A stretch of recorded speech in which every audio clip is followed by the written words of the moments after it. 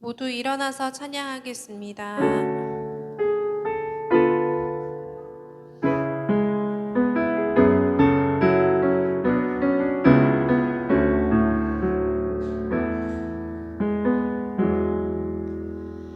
예수 나의 좋은 치료자, 그의 눈이 머무는 곳은 나의 슬픔과 고통. 고개 들어 그의 눈을 볼 때에 난 알았네. 예수 나의 좋은 치료자. 예수 나의 좋은 치료자, 그의 손길이 닿는 곳은 나의 상처와 고통. 영원히 흐를 것 같았던 눈물 다 멎었네. 예수 나의 좋은 치료자.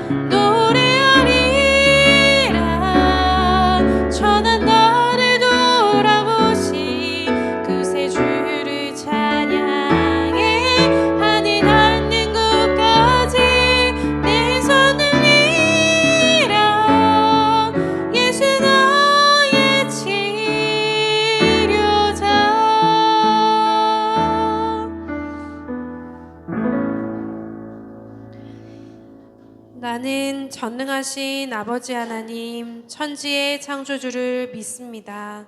나는 그의 유일하신 아들, 우리 주 예수 그리스도를 믿습니다. 그는 성령으로 잉태되어 동정녀 마리아에게서 나시고 본디오 빌라도에게 고난을 받아 십자가에 못 박혀 죽으시고 장사된 지 사흘 만에 죽은 자 가운데서 다시 살아나셨으며 하늘에 오르시어 전능하신 아버지 하나님 우편에 앉아 계시다가 거기로부터 살아있는 자와 죽은 자를 심판하러 오십니다. 나는 성령을 믿으며 거룩한 공교회와 성도의 교제와 죄를 용서받는 것과 몸의 부활과 영생을 믿습니다. 아멘. 박수 치면서 찬양하겠습니다. 새벽부터 우리 사랑함으로써 저녁까지 씨를 뿌려봅시다. 열매 차차이 곡식 거둘 때에 기쁨으로 나는 거두리로다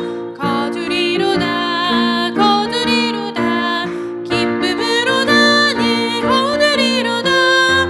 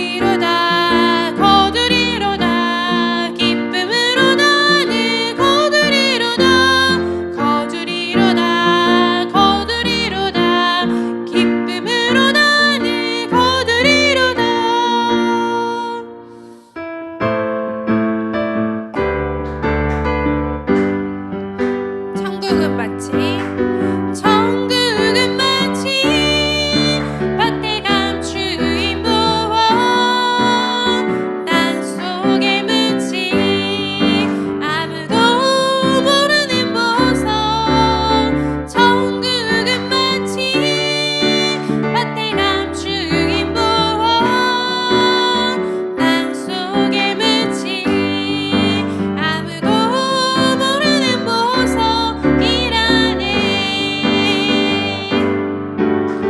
그 보석 발견한 사람은 기뻐 뛰며 집에 돌아가 집 팔고 땅 팔고 냉장고 팔아 기어이 그 밭을 사고 말 거야. 천국은 마치 밭에 감추인 보화 땅속에 묻힌 아무도 모르는 보석 천국은 마치 밭에 감추인 보화 땅속에 묻힌 아무도 모르는 보석이라네. 그 보석 발견한 사람은 기뻐 뛰며 집에 돌아가 집 팔고 땅 팔고 냉장고 팔아 기어이 그 밭을 사고 말 거야. 천국은 마치 밭에 감추인 보화 땅속에 묻힌 아무도 모르는 보석 천국은 마치 밭에 감추인 보화 땅속에 묻힌 아무도 모르는 보석이라네.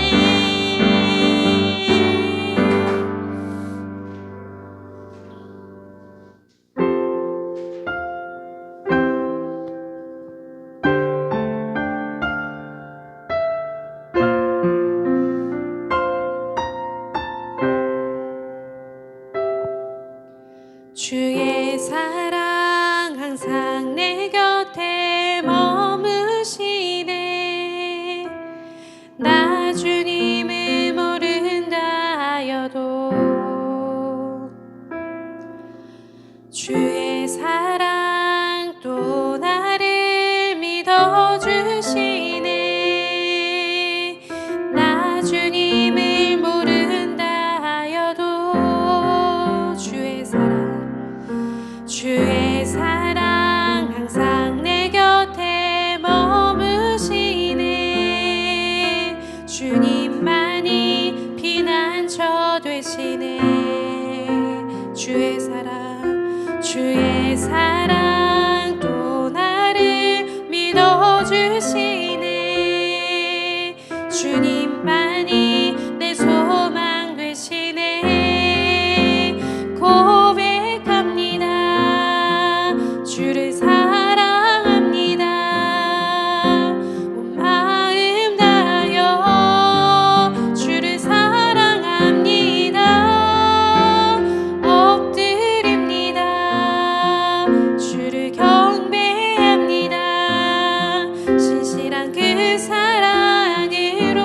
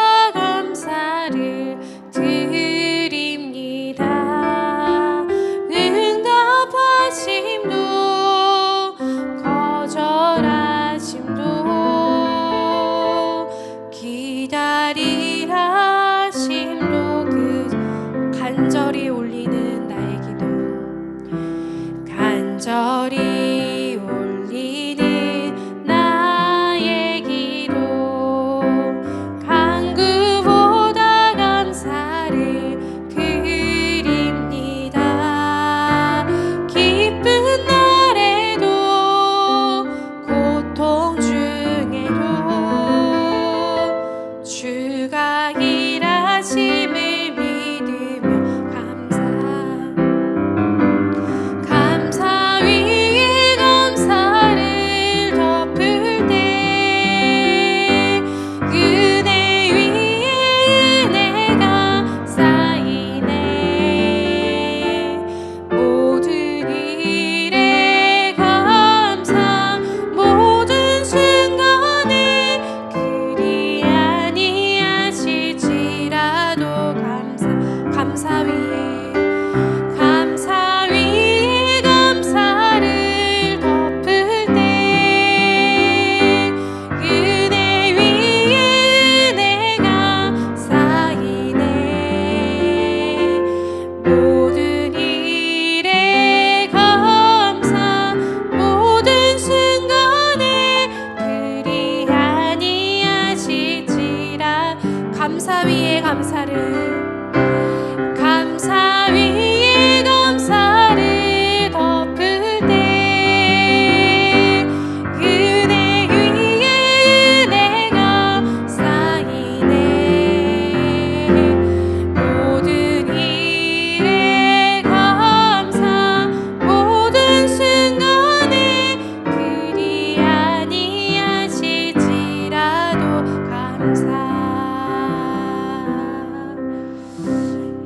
다 같이 하나님과 나만이 아는 죄를 생각하며 묵묵히 참회의 기도를 드리겠습니다.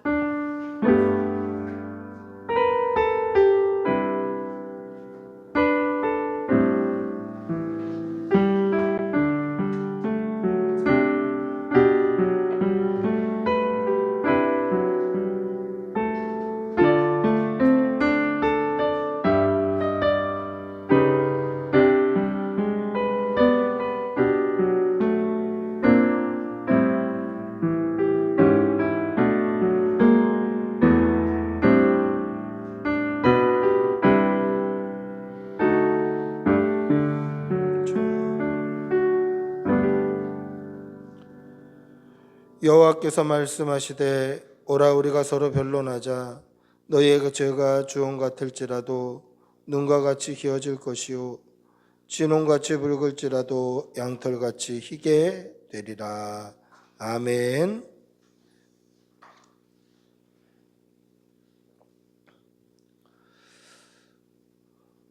살아계신 우리 아버지 하나님, 하나님께서 오늘도 살아계셔서 오늘도 우리의 삶에 깊이 역사하시고 우리를 인도하시고 우리에게 섭리해 주시는 그 크신 은혜, 우리의 생명 다할 때까지 감사와 찬양과 영광과 존귀를 올려드릴 수 있도록 우리에게 늘 은혜를 베풀어 주시옵소서.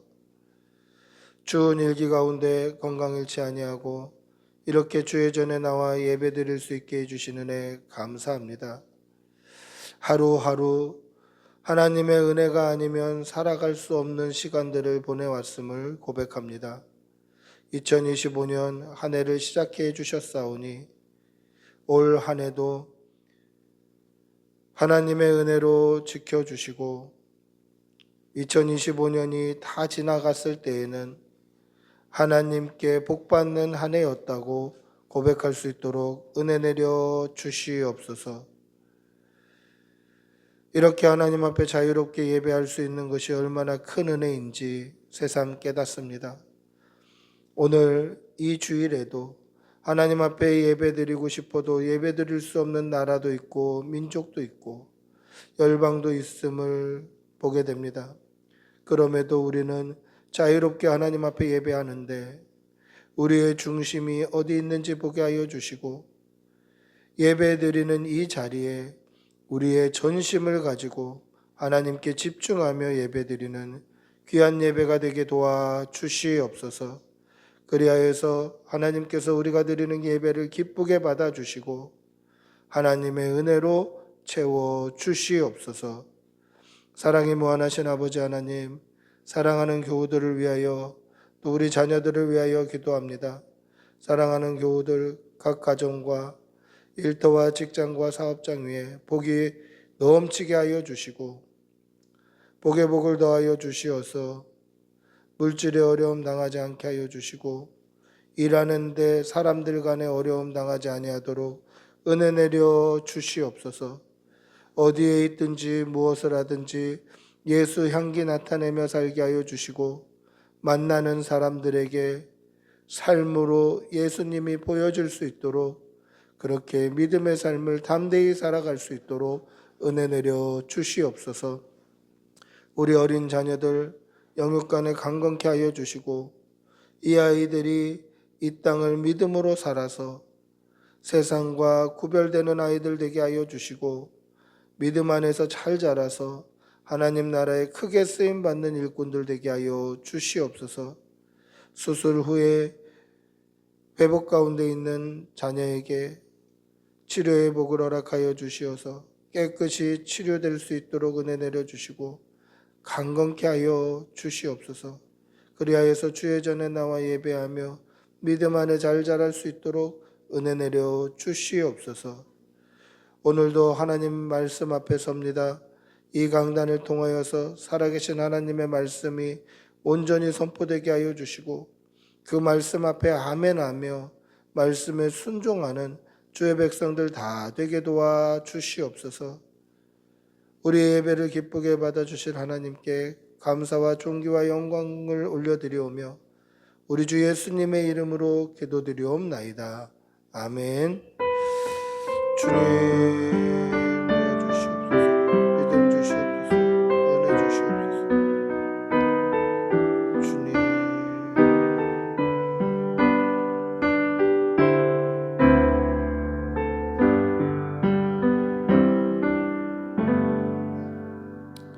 찬송가 183장 찬송하시겠습니다. 183장입니다.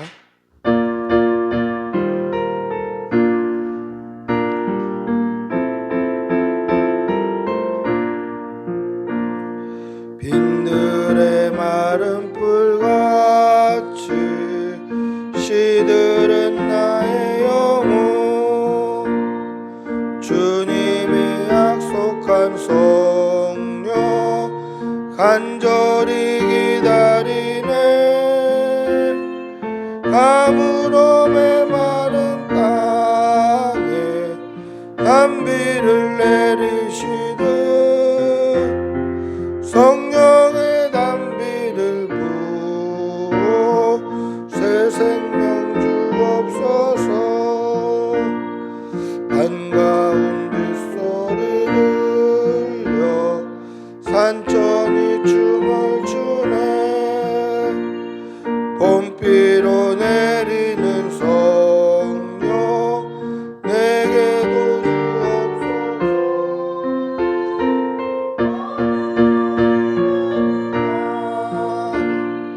단비를 내리시듯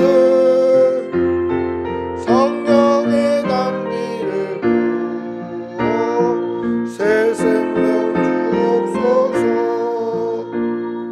절 따라 우로를 내려 조목이 무성하니 갈급한 내 심령 위에 성령을 부으소서. 가물어 메마른 땅에 단비를 내리시듯 성령의 단비를 부어 새 생명 주옵소서. 참되신 사랑의 언약 어길 수 있사오랴. 오늘의 흡족한 은혜 주실 줄 믿습니다. 가물어 메마른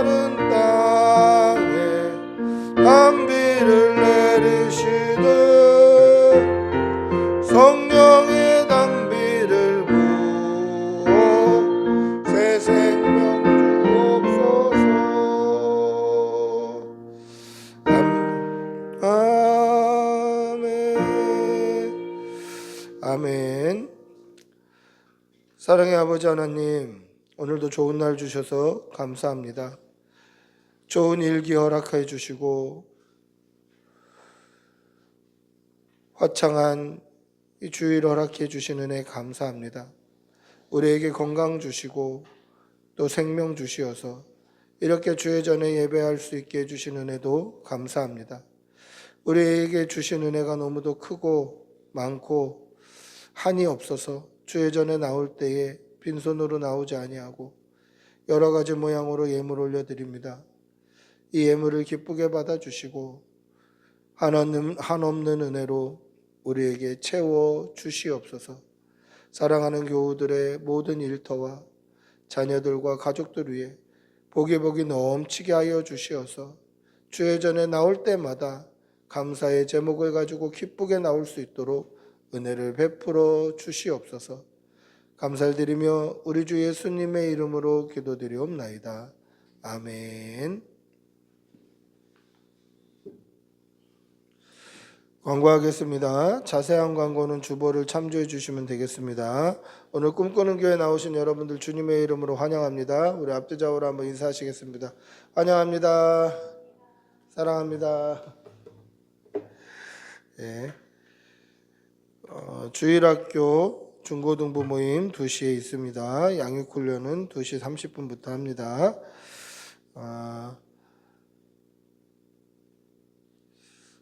2월 13일 목요일 경기 중부노회 다음 세대를 위한 목회 준비 세미나가 있습니다. 제가 아직 참석을 할까 말까를 좀 고민하고 있는데요. 세미나 주제는 AI 기술 활용입니다. 교회에서 AI 기술을 어떻게 활용해서 다음 세대를 어떻게 교육할 것인가. 그래서 활용을 하려면 이제 프로그램을 기본적으로 깔아오라고 이야기를 하더라고요. 유료 프로그램도 있고 해서 갈까 말까 아직 고민 중에 있습니다. 그래서 다음 세대를 위해서 우리가 기도하고 또 준비하는 것은 참 중요하다고 생각을 합니다. 기도 제목 한번 보시고 또 위에서 기도해 주시면 좋겠습니다. 자세한 광고는 주보를 참조해 주시면 되겠습니다. 하나님의 말씀 함께 보시겠습니다. 마태복음 3장 5절에서 12절입니다. 마태복음 3장 5절에서 12절. 마태복음 3장 5절에서 12절.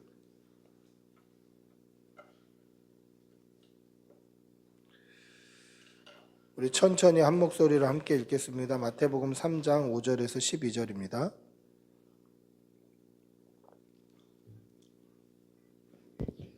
같이 읽습니다. 이때에 예루살렘과 온 유대와 요단강 사방에서 다 그에게 나와 자기들의 죄를 자복하고 요단강에서 그에게 세례를 받더니 요한이 많은 바리새인들과 사두개인들이 세례 베푸는 대로 오는 것을 보고 이르되 독사의 자식들아 누가 너희를 가르쳐 임박한 진노를 피하라 하더냐. 그러므로 회개에 합당한 열매를 맺고 속으로 아브라함이 우리 조상이라고 생각하지 말라. 내가 너희에게 이르노니 하나님이 능히 이 돌들로도 아브라함의 자손이 되게 하시리라. 이미 도끼가 나무 뿌리에 놓였으니 좋은 열매를 맺지 아니하는 나무마다 찍혀 불에 던져지리라. 나는 너희로 회개하게 하기 위하여 물로 세례를 베풀거니와 내 뒤에 오시는 이는 나보다 능력이 많으시니 나는 그의 신을 들기도 감당하지 못하겠네. 그는 성령과 불로 너희에게 세례를 베푸실 것이요 손에 키를 들고 자기의 타작마당을 정하게 하사 알곡을 모아 곳간에 들이고 쭉정이는 꺼지지 않는 불에 태우시리라. 아멘. 지금은 구할 수 없는 책인데 저도 이 책을 구하지 못해서 이렇게 한글 파일로 이렇게 가지고 있는 책이에요. 잊혀진 사람들의 마을이라는 책이 있습니다. 김요성 목사님이 쓰신 책인데 지금은 인터넷에서 볼 수 있어요. 내용 전체를 다 보실 수 있습니다. 잊혀진 사람들의 마을이라고 검색을 해보시면 그 내용을 다 이렇게 누가 타이핑으로 쳐서 블로그에 올려놨어요. 저도 그것을 다운받아서 한글 파일로 받아서 그걸 이제 뽑아서 책으로 이렇게 본 적이 있었는데, 책의 내용이 어떤 내용이냐면, 이 김효성 목사님은 영호마을이라는 시골 마을에서 목회하셨던 목사님이세요. 근데 이 목사님은 독일에서 유학하시고 굉장히 엘리트신데 도시 목회를 하시다가 늘 부족함을 느끼신 거예요. 이게 목회가 아닌데, 예수님이 보여주신 그 사랑이 아닌데, 그런 가운데 이 영호마을이라는 마을에 교회를 만나게 됐는데, 이 영호마을은 어떤 마을이냐면 한센병자들, 나병 환자들, 문둥병자들의 정착 마을인 거예요. 그러니까 온 마을 주민들이 다 한센인들이에요. 나병 환자들이었어요. 앓고 있는 사람도 있고 회복이 된 사람도 있고 얼굴이 어그러져 있고 손가락 발가락이 없는 사람들이 태반이에요. 그곳에서 목회를 하셨던 이야기를 쭉 적어 놓으신 거예요. 근데 그 내용 중에 이런 이야기가 있어요. 이 영호마을은 불교가 강세인 지역이기 때문에 전도가 잘 안 되는 거예요. 근데 어렵게 전도를 한 명 해갖고 이 양씨라는 사람이 이제 초신자가 된 거예요. 근데 이 초신자 양씨가 막 교회로 와서 막 이 심장이 두근두근하고 막 얼굴이 상기가 되고 막 기분이 뭐 이렇게 막 감정이 업이 돼갖고 목사님을 찾는 거예요. 목사님 어떻게 할까요? 어떻게 할까요?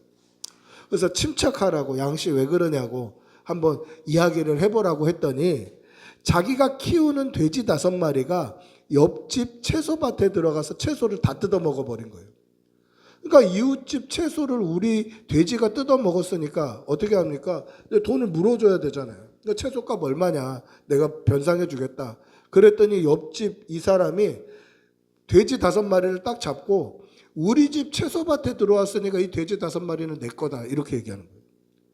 그래갖고 멱살을 잡고 싸워야 되나 막 고민하다가 그래도 내가 예수 믿기로 작정했는데 내 목사님한테 물어봐야 되겠다.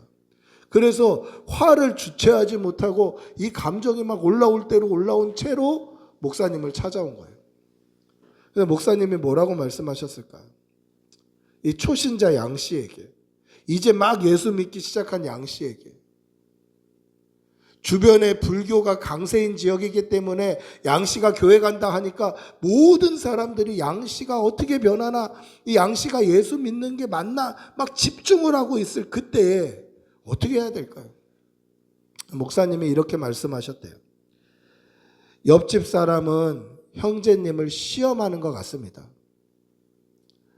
형제님이 예수를 믿고 변했는지 변하지 않았는지 시험하는 것 같습니다. 그 시험에 빠져서는 안 됩니다. 아마 형제님이 화를 내고 멱살을 잡기를 원하고 있을 것입니다. 그런데 예수 믿는 사람은 그렇게 살아서는 안 됩니다. 형제님, 그 사람이 원하는 대로 다 들어주십시오. 그러면 하나님이 갚아주실 것입니다.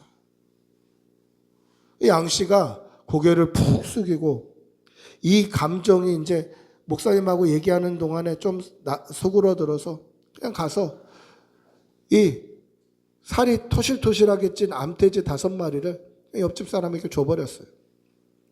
그렇게 계절이 2계절이 바뀌었습니다. 가을이 찾아왔어요. 그런데 또 저녁에 이 양씨가 목사님을 찾아온 거예요. 또 여전히 상기가 돼 있어요. 막 호흡이 가빠져요. 목사님 찾아온 거예요. 그래서 왜 그러냐고 목사님이 문을 열고 맞이했더니 내가 이겼습니다. 하나님이 갚아주셨습니다. 그러는 거예요. 무슨 일이냐. 얘기를 좀 들어봤더니 이번에는 옆집 황소 7마리가 이 양씨 집 채소밭에 들어와서 채소를 다 뜯어 먹은 거예요. 그래서 그 황소 7마리를 딱 붙잡아 놓고 그러고 이제 목사님한테 찾아온 거죠. 하나님이 갚아주셨습니다. 우리가 이겼습니다. 돼지 5마리 뺏길 때는 마음이 아팠는데 황소 7마리를 얻었습니다. 하나님이 갚아주셨습니다. 그때 목사님이 뭐라고 말씀하셨을까요? 양씨, 형제님, 악을 악으로 갚아서는 안 됩니다. 형제님은 돼지 5마리를 뺏겼지만 황소 7마리 뺏으면 형제님과 세상 사람들이 똑같지 않겠습니까? 옆집 사람하고 똑같은 사람 아닙니까? 예수 믿는 사람은 세상 사람하고 달라야 됩니다. 악을 악으로 갚지 말고 선으로 악을 이기십시오. 용서하시고 황소 7마리 다시 그 옆집 사람에게 돌려주십시오. 그러는 거예요. 이 양씨는 이겼다고 지금 하나님이 갚아주셨다고 왔는데 아유 청천벽력 같지 않습니까? 다시 돌려주라는 거예요. 그래서 또 고개를 푹 숙이고 또 목사님 하신 말씀이니까 그게 예수 믿는 사람이라니까 순종하고 황소 7마리를 돌려준 거예요. 그리고 며칠 후에 다시 양씨가 찾아왔어요. 하나님이 갚아주셨습니다. 그게 무슨 일입니까? 그랬더니 황소 7마리를 옆집에 갖다 주었더니 이 옆집 사람은 당연히 자기가 돼지 5마리를 뺏은 전력이 있으니까 우리 황소가 저 집 채소밭을 완전히 다 초토화 시켜놨는데 아 우리 황소도 뺏기겠구나 이러고 있는데 와서 돌려주는 거예요. 그래서 양씨에게 뺏어온 돼지들을 다시 양씨에게 돌려주는데 5마리를 뺏겼는데 80마리가 돌아왔다는 거예요. 돼지, 암돼지 5마리가 그 집 가가지고 18마리씩 새끼를 낳아서 18마리씩 5마리가 새끼를 낳으니까 90마리가 된 거예요. 90마리. 그 90마리 돼지를 다 돌려준 거예요. 그래서 5마리가 90마리 됐습니다. 이렇게 간증하다라는 거죠. 여러분, 믿는 사람에게는 반드시 믿는 사람의 삶으로 열매를 맺어야 돼요. 내가 예수 믿습니다. 말만 해서는 안 돼요. 내가 목사입니다. 말만 해서는 안 돼요. 내가 크리스찬입니다. 또 식사 전에 기도하는 이 행위 그냥 이렇게 보여지는 껍데기만 있어서는 안 돼요. 반드시 우리의 말이나 행동이나 우리의 삶에 우리는 그리스도인의 믿는 사람으로서의 열매를 맺어가야 된다는 거죠. 사랑하는 성도 여러분, 삶으로 열매를 맺는 성도들이 되시기를 바랍니다. 내가 지금 당장은 답답하고 힘들어도 하나님의 말씀이 그러하다면 하나님의 말씀과 우리에게 가르쳐 주시는 예수 그리스도의 가르치심이 그러하다면 그 말씀에 순종하고 믿음으로 살아가시는 그런 성도들이 되시기를 바랍니다. 할렐루야. 세례 요한이 요단강에서 회개의 세례를 베풀 때에 많은 사람들이 요단 사방에 모여서 세례를 받았습니다. 이 세례 요한의 세례는 회개의 세례입니다. 회개를 상징하는 세례라는 것이죠. 물이 내 머리를 적셔서 그 물이 내 온몸을 적심으로 말미암아 내 죄가 깨끗해졌다라는 상징이에요. 그래서 회개의 세례는 어떻게 해야 되냐면 오늘 말씀에 보면 스스로 죄를 자복하는 게 출발점이에요. 내가 죄인입니다. 내 죄를 스스로 자복하고 요한에게 세례를 받는 거죠. 그러면 요한이 물을 떠서 머리에 물을 흘려보냄으로 말미암아 그 물이 흘러서 내 머리부터 발끝까지 내 죄를 깨끗게 한다라는 상징. 여러분, 이 상징이라는 게 중요합니다. 요한의 세례는 죄사함의 상징이에요. 실제로 죄사함의 능력이 있었던 건 아니에요. 요한의 세례가 실제로 죄를 사할 수 있는 능력이 있다면 예수님은 오실 필요가 없죠. 능력 있는 사람에게 세례 받으면 죄가 사해진다? 그럼 예수님이 오실 필요가 없잖아요. 죄 사함을 받을 수 있는 다른 방법이 있었다면 예수님은 이 땅에 오시지 않으셨을 거예요. 이건 상징이에요. 그럼 그들은 자신의 죄를 자복하고 스스로 고백하고 내가 죄인이라는 사실을 고백하고 요한에게 세례를 받은 후에 어떻게 해야 죄가 없어집니까? 양을 잡아서 하나님 앞에 속죄 제물로 바쳐야 돼요. 양 잡는 게 쉬운가요? 여러분들이 무슨 도살장 주인도 아니고 뭐 백정도 아니고 살아있는 양을, 특히 우리 집에서 내가 애지중지 키웠던 그 양을 칼을 들고 양을 죽여서 피를 빼고 각을 뜬다는 거 어려운 일이에요. 그런데 잔인하게 죽임으로 말미암아 내 죄가 얼마나 더러운지 사실은 내가 이 양처럼 죽어야 된다라는 것을 깨닫고 하나님 앞에 속죄 제물을 드리는 거죠. 이게 요한의 세례예요. 이건 상징이에요. 그럼 이 상징이 실제가 되는 건 뭡니까? 예수님의 성령과 불로 세례를 주시는 그 세례가 실제가 되는 거예요. 그래서 양과 같이 예수님께서 십자가에서 잔인하게 죽어주심으로 말미암아 마지막 속죄 제물로 단번에 제물로 드리셨기 때문에 우리는 예수님을 믿으면 우리의 죄가 사해지는 거예요. 이게 예수님께서 성령과 불로 우리를 씻어주시는 거예요. 예전에 요한의 세례는 물로 씻음을 받고 머리부터 발끝까지 내 죄가 깨끗해졌다라는 것의 상징이었다면 예수님의 성령과 불의 세례는 우리의 머리부터 발끝까지 우리의 죄를 소멸시키는 예수님의 세례가 된다라는 거죠. 여러분 이 사실을 믿으시기 바랍니다. 예수님 믿고 구원받는 성도들이 되시기를 바랍니다. 할렐루야. 세례에는 자신의 죄를 자복하는 신앙 고백이 반드시 들어가야 돼요. 내가 죄인입니다. 예수님 아니면 살 수 없습니다. 예수님만이 나의 구원자이십니다. 여러분 이래서 우리가 신앙 고백을 받은 후에 세례를 주는 거예요. 공적으로 세례 받기 전에 오른손을 들고 신앙 고백을 하는 이유가 바로 여기에 있는 거죠. 오늘 이 요한이 베푸는 이 회개의 세례를 베푸는 그 장소에 바리새인들과 사두개인들이 찾아왔습니다. 그래서 요한은 그 바리새인들과 사두개인들을 보고 뭐라고 얘기합니까? 독사의 자식들아, 누가 너희를 가르쳐 임박한 진노를 피하라 하더냐? 회개에 합당한 열매를 맺어라. 그렇게 얘기해요. 우리 말씀 한번 읽어볼까요? 오늘 읽었던 말씀 7절부터 9절 한번 읽어보겠습니다. 7절부터 9절입니다. 같이 읽어봅니다. 시작. 요한이 많은 바리새인들과 사두개인들이 세례 베푸는 대로 오는 것을 보고 이르되 독사의 자식들아 누가 너희를 가르쳐 임박한 진노를 피하라 하더냐. 그러므로 회개에 합당한 열매를 맺고 속으로 아브라함이 우리 조상이라고 생각하지 말라. 내가 너희에게 이르노니 하나님이 능히 이 돌들로도 아브라함의 자손이 되게 하시리라. 아멘.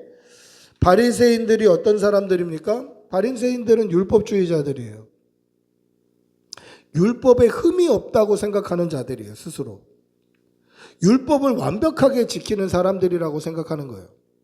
그래서 나는 죄가 없다고 생각하는 거예요. 나는 하나님의 말씀, 율법만 지키는 게 아니라 그 율법 외에 여러 가지 삶의 조항들, 도덕적인 조항들도 다 지키고 있다. 10분의 1만 11조로 드리는 게 아니라 나는 10분의 3을 드리고 있다. 그것뿐만 아니라 나는 내가 받고 있는 회양이나 근체나 이런 나물들도 정확하게 10분의 1을 따라서 하나님 앞에 11조로 드린다. 나는 일주일에 며칠씩 금식하고 나는 율법에 흠이 없다. 이게 바리새인들의 자랑이에요. 그러니까 스스로 율법에 흠이 없다고 생각하니까 회개합니까? 안 합니까? 회개하지 않는 거예요. 죄 사함을 얻게 하는 그 회개를 하지 않는 거예요. 여러분 사두개인은 어떤 사람들입니까? 스스로 자신들이 권력자라고 생각하는 사람들이에요. 대제사장들이에요. 그래서 자기 말이라면 못할 게 없다고 생각하는 거예요. 그래서 성전 안에 장사꾼들도 야 내가 데려오라고 그래서 내가 허락했어. 돈 바꾸는 사람도 내가 허락했어. 최고 권력자들이에요. 유대의 의결기관이었던 산헤드린 공회원이 70명인데 70명이 정확하게 반으로 나눠져서 35대 35로 찬반이 나뉘었을 때 대제사장이 야 내가 볼 땐 찬성이야. 내가 볼 땐 반대야. 하면 그게 넘어가는 거예요. 최고 권력자예요. 최고 권력자. 그러니까 회개하지 않아요. 내 말이면 다 되는데 뭐. 이 바리새인들과 사두개인들의 공통점은 회개하지 않는다는 거예요. 여러분 회개가 뭡니까? 회는 뉘우칠 회자예요.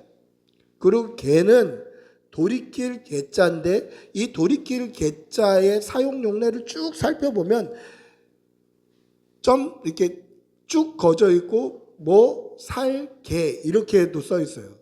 그게 무슨 뜻이냐면 이 회개라는 말은 삶을 뉘우치고 삶을 돌이키며 살아가는 삶이 반드시 나와야 되는 거예요. 말 자체가 그렇게 돼 있어요. 회개라는 말이 뉘우치고 돌이키며 사는 것까지예요.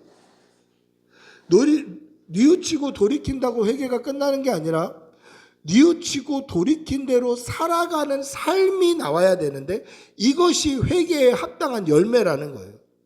여러분 열매가 뭡니까? 열매는 반드시 삶으로 나타나는 거예요. 성령의 열매가 뭐죠? 성령 받은 사람의 삶이에요. 인내하고 오래 참고 충성하고 자비하고 온유하고 이런 모든 삶이 열매 맺는 거예요. 삶으로 열매 맺는 거예요. 그러니까 회개에 합당한 열매는 내가 죄로부터 뉘우치고 그 죄로 다시 살지 않겠다고 돌이키는 것으로 마음 먹는 것으로 끝나는 게 아니라 마음 먹은 그 마음이 삶으로 나타나는 거죠. 이게 회개에 합당한 열매예요. 사랑하는 성도 여러분, 회개에 합당한 열매 맺는 성도들이 되시기를 바랍니다. 할렐루야. 벼가 무르익으면요, 벽씨 안에는 쌀, 알, 열매가 들어있어요. 껍데기는 다 똑같아요. 벽씨 껍데기는 다 똑같아요. 다 그냥 열매처럼 보여요. 근데 그 안에 열매가 가득하면 그것을 알곡이라고 부르고 열매가 없으면 그것은 쭉정이라고 불러요. 여러분 우리가 볼 때 다 그리스도인처럼 보여요. 크리스찬처럼 보여요. 그런데 우리 안에 믿음의 삶이 나타나지 아니하면 이 안에 열매가 가득하지 않으면 우리는 그냥 겉모양일 뿐이에요. 쭉정이일 뿐이에요. 우리 안에 믿음의 열매가 삶으로 나타나지 않으면 우리는 쭉정이일 뿐이다라는 것이죠. 오늘 바리새인들과 사두개인들은 어땠습니까? 자신들은 율법에 흠이 없다고 생각했어요.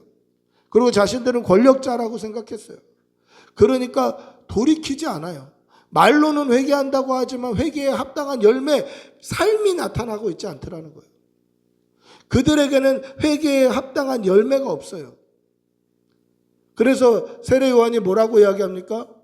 누가 너희를 임박한 진노가 피해간다고 얘기하더냐? 그 말은 뭡니까? 누가 니네들 심판 안 받는다고 얘기하대? 그 뜻이에요. 니네 회개하지 않아도 심판 안 받는다고 누가 얘기하대? 네가 열매 맺지 않고 살아간다고 해서 심판 안 받는다고 누가 얘기하대? 그 이야기하는 거예요. 누가 임박한 진노를 피할 수 있다고 얘기했냐 너희들에게. 그렇게 살면 안 된다는 거예요. 그러면서 뭐라고 얘기합니까? 아브라함의 자손이라고 스스로 생각하는 거, 그 생각 버려라. 하나님은 여기 있는 돌들로도 하나님이 원하시면 아브라함의 자손을 만들 수 있다는 거예요. 여러분 이거 충격적인 이야기예요. 바리새인들에게 율법이 흠이 없다고 생각하는 그들에게 니네 죄인이다라는 거예요. 최고 권력자들 사두개인들에게 니네 죄인이다라는 거예요. 엄청나게 충격적인 이야기예요. 여러분 근데 우리도 명심해야 돼요. 오늘날 바리새인이 교회 안에 없을까요? 오늘날 사두개인들이 교회 안에 없을까요? 있어요. 내가 스스로 의롭다고 생각하고 일주일 내내 회개 안 하는 그런 그리스도인들이 있어요. 교회 안에서 내가 왕처럼 그렇게 생각하는 교인들이 있어요. 누가 그럴까요? 예수 믿기 전에 제가 그랬어요. 주일학교 때부터 용범이 잘한다, 최고다, 뭐 일꾼이다, 뭐 율동도 잘한다, 뭐 찬양도 잘한다. 그러니까 예수 믿기 전에 제가 최고인 줄 아는 거예요. 제가 내가 권력자인 거예요. 권력자. 수틀리면 교회 안 나가는 거예요. 최고 권력자인 거예요. 권력자. 그리고 쭉정이 바리새인처럼 회개 안 하는 거예요. 예수 그리스도를 믿고 나면 우리가 얼마나 죄인인지 깨닫게 돼요. 스스로 자복하게 되는 거죠. 내가 죄인이기 때문에 내 죄를 스스로 고백할 수밖에 없는 거예요. 여러분 한번 생각해 보세요. 우리의 일주일간의 삶을 한번 돌아보시기를 바랍니다. 우리가 정말 의인이던가요? 우리가 정말 눈꽃만큼의 흠결도 없던가요? 근데 우리 중심으로 생각해서는 안 돼요. 내가 나를 볼 때 이건 안 돼요. 하나님이 보실 때 우리가 정말 깨끗하던가요? 성경에 비추어 봤을 때, 말씀에 비추어 봤을 때 우리가 정말 흠결이 없던가요? 우리의 생각이나 말이나 행동이나 삶의 순간순간마다 하나님을 잊어버리고 살았던 순간이 단 한 순간도 없을까요? 그렇지 않더라는 거예요. 이 일주일만의 삶을 보더라도, 아니 지난 어제 우리가 기도회 하고 그 밤부터 오늘 아침까지의 삶만 보더라도 하나님 잊고 살았던 적이 얼마나 많겠어요. 내가 볼 때 내가 그래도 괜찮은 사람처럼 보일지 모르지만 하나님이 보실 때 우리를 어떻게 보시겠냐라는 거죠. 여러분, 하나님 앞에 항상 우리를 대면하는 그런 성도들이 되시기를 바랍니다. 그리고 스스로 고백하세요. 하나님, 저는 죄인입니다. 하나님, 저는 죄인입니다. 예수님 아니면 살 수 없습니다. 십자가 아니면 살 수 없습니다. 이런 믿음으로 하루하루 살아내는 그런 성도들이 되시기를 축복하고 기도합니다. 할렐루야. 회개에 합당한 열매는 무엇입니까? 내 죄를 내가 스스로 자복하는 거예요. 제가 죄인입니다. 그리고 회개에 합당한 열매답게 그 죄로부터 뉘우치고 죄로부터 돌이키고 믿음으로 살아가는 거예요. 그래서 우리의 삶의 순간순간마다 내 생각과 내가 보는 것과 내가 만지는 것과 내가 먹는 것과 내 모든 삶의 순간순간에 예수의 향기가 어른거리는 것, 그것이 회개에 합당한 열매 맺는 삶이다라는 것이죠. 그런 믿음으로 살아내시는 성도들이 되시기를 바랍니다. 그러면 성령과 불로 우리에게 세례 주시는 그분이 우리가 스스로 자복한 우리의 죄를 머리부터 발끝까지 깨끗하게 하심을 믿으시기를 바랍니다. 왜 이것이 필요합니까? 11절부터 12절 한번 읽어볼까요? 오늘 읽었던 본문 11절 12절 같이 읽어보겠습니다. 시작. 나는 너희로 회개하게 하기 위하여 물로 세례를 베풀거니와 내 뒤에 오시는 이는 나보다 능력이 많으시니 나는 그의 신을 들기도 감당하지 못하겠노라. 그는 성령과 불로 너희에게 세례를 베푸실 것이요 손에 키를 들고 자기의 타작마당을 정하게 하사 알곡을 모아 곳간에 들이고 쭉정이는 꺼지지 않는 불에 태우시리라. 아멘.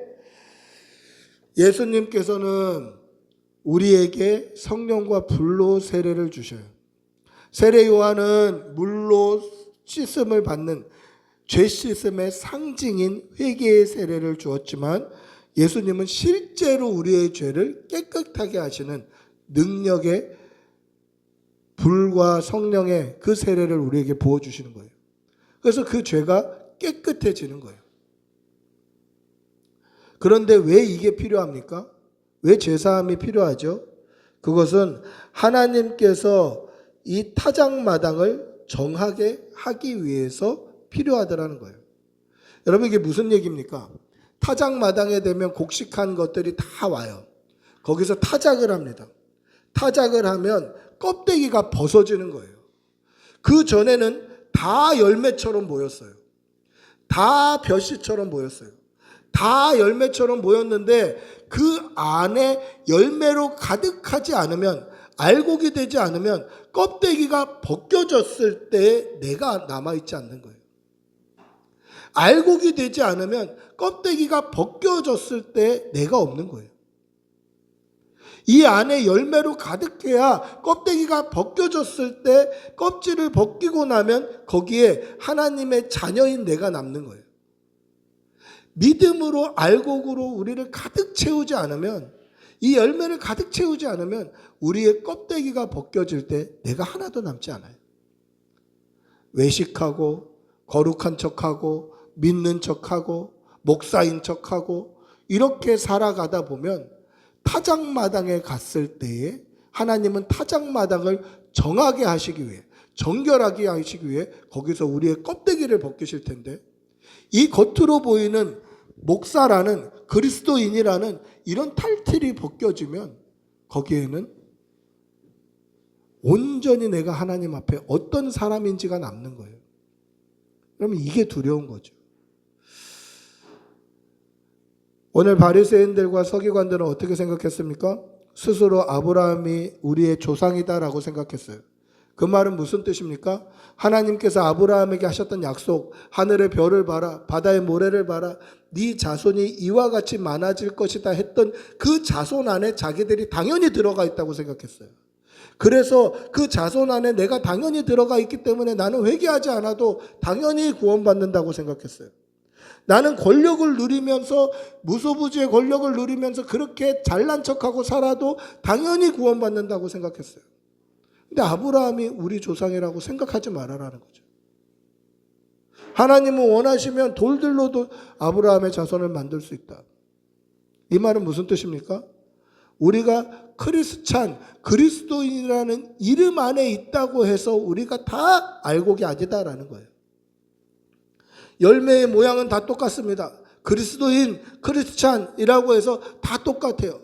근데 하나님의 타작마당 앞에 가서 정결하게 되는, 껍데기가 벗겨지는 그 심판 앞에 섰을 때는 우리의 정체가 드러나는 거예요. 내가 진짜 그리스도인인가? 아니면 껍데기만 그리스도인이었나? 내가 진짜 하나님의 백성이었나? 아니면 껍데기만 하나님의 백성이었나? 내가 정말 하나님의 자녀였나? 아니면 껍데기만 자녀였나? 내가 진짜 목사였나? 아니면 껍데기만 목사였나? 그 정체가 타작마당에서 드러나는 거예요. 그래서 알곡은 모아 곡간에 들이고 영생을 얻게 되고, 껍데기는 불에 던져질 때 껍데기만 있었던 사람도 같이 불에 던져지는 거예요. 그 안에 열매가 없으니까. 그럼 우리는 어떻게 살아야 됩니까? 회개에 합당한 열매를 날마다 맺어서, 말로만 크리스찬이 아니라, 말로만 그리스도인이 아니라, 말로만 성도가 아니라 이 안에 회개에 합당한 삶, 뉘우치고 돌이키고 하나님의 백성으로 살기를 다짐하고 예수 향기 나타내는 말과 행동과 눈과 모든 삶의 순간순간에 예수, 예수, 예수로 가득 채워서 우리의 열매를 키워가야 되는 거예요. 이 믿음의 열매를 키워가는 거예요. 그래서 껍데기 안에 이 믿음의 열매가 가득 차서 알곡이 되도록 그렇게 믿음으로 살아내는 그런 성도들이 되시기를 축복하고 기도합니다. 할렐루야. 말씀을 맺습니다. 이미 도끼가 나무 뿌리에 놓여 있다라고 말씀합니다. 그 말씀은 무슨 뜻입니까? 하나님의 때가 임박했다라는 거예요. 열매를 맺지 못하는 가지마다 찍혀 불에 던져지는 거예요. 우리가 껍데기밖에 없으면 불에 던져지는 거예요. 그럼 어떻게 살아야 됩니까? 회개에 합당한 열매를 맺고 말씀대로, 예수님이 보여주신 대로, 예수님의 가르치신 대로 순종하며 믿음으로 살아내시는 성도들이 되시기를 바랍니다. 하루하루 믿음이 자라서 내 안에, 이 껍데기 안에 이 열매가 가득 차서 알곡이 되도록 믿음의 삶을 살아가시는 성도들이 되시기를 축복하고 기도합니다. 우리 한번 같이 기도할 때에 우리 다 같이 일어나서 한번 같이 기도하도록 하겠습니다. 다 같이 일어나서 기도할 때에 하나님, 우리의 삶이 껍데기뿐인 인생이 아니라 알곡 인생 되게 해주십시오. 믿음으로 우리의 속 사람이 가득 차서 껍데기가 벗어진다 할지라도 이 안에 예수 그리스도를 믿는 우리의 믿음으로 가득 차서 하나님 앞에 예수 믿는 성도, 그리스도인으로 발견될 수 있게 해달라고 우리 주님의 이름 한번 부르고 같이 기도하겠습니다. 주님, 인도하여 주시옵소서. 주님, 믿음으로 살게 해 주시옵소서. 믿음으로 살게 해 주시옵소서. 주님, 도와주시옵소서. 예수 믿는 믿음, 아버지 믿음으로 살 수 있도록 주님 도와주시옵소서. 주님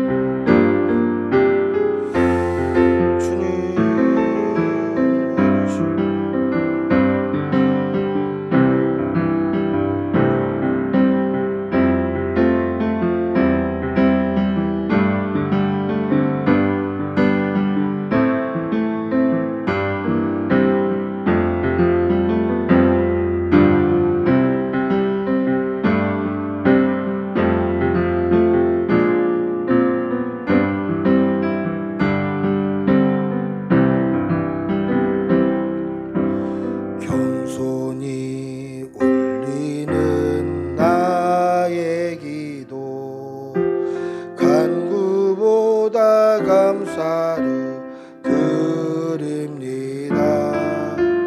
응답하심도 거절하심도 기다리라 심도 그저 감사.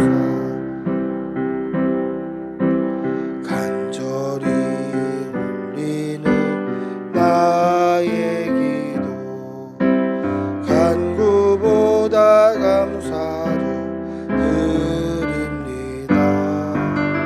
기쁜 날에도 고통 중에도 주가 일하심을 믿으며 감사 위에 감사를 덮을 때